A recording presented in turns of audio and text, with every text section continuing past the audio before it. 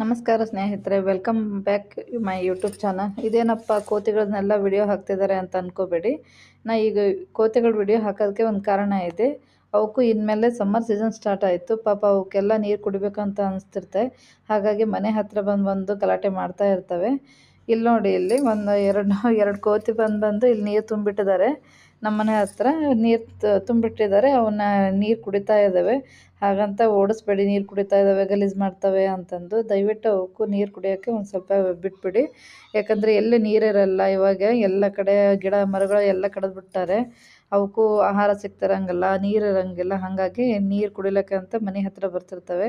ಇಲ್ಲಿ ನೋಡಿ, ಎಷ್ಟೊಂದು ಮಂಗಗಳು ಓಡಾಡ್ತಿದ್ದಾವೆ ನೋಡಿ. ಇಲ್ಲಿ ಸಣ್ಣ ಸಣ್ಣ ಮರಿಗಳನ್ನೆಲ್ಲ ಕರ್ಕೊಂಬಂದು ಕುಂತ್ಬಿಟ್ಟವೆ. ನೀರು ಸಿಗ್ತವೇನೋ, ಆಹಾರ ಸಿಗ್ತವೇನೋ, ಎಲ್ಲ ಗಿಡಗಳ್ನು ಏನಾರ ಒಂದು ಹಣ್ಣು ಪಣ್ಣು ಏನೋ ತಿಂತಾ ಇರ್ತವೆ. ಜಾಸ್ತಿ ಓಡಿಸ್ಬೇಡಿ, ಅವಕ್ಕೇನು ಹಾನಿ ಮಾಡಬೇಡಿ ದಯವಿಟ್ಟು. ಅವಕ್ಕೂ ಒಂದು ಸ್ವಲ್ಪ ನೀರಿಡಿ. ಆಮೇಲೆ ಪ್ರಾಣಿ ಪಕ್ಷಿಗಳು ಮನೆ ಹತ್ತಿರ ಬರ್ತಿರ್ತವೆ. ಒಂದು ಸ್ವಲ್ಪ ಕಾಳು ಅವನ್ನೆಲ್ಲ ಇಟ್ಬಿಡಿ. ಆಮೇಲೆ ಒಂದು ಸ್ವಲ್ಪ ನೀರು ಬಟ್ಲದಾಗ ಹಾಕಿ ನೀರು ಅವನ್ನೆಲ್ಲ ಇಡಿ. ಪ್ರಾಣಿಗಳು ಪಕ್ಷಿಗಳಿಗೆ ಒಂದು ಸ್ವಲ್ಪ ಕುಡಿದ್ಬಿಟ್ಟು ಹೋಗ್ತವೆ ಸುಮ್ಮನೆ. ನಾವು ಏನು ಪ್ರಾಣಿಗಳಿಗೆ ಹಿಂಸೆ ಮಾಡಬಾರ್ದು. ಸೊ ಹಾಗಾಗಿ ನಾನು ಈ ವಿಡಿಯೋನ ಶೇರ್ ಮಾಡ್ತಾಯಿದ್ದೀನಿ. Thank you.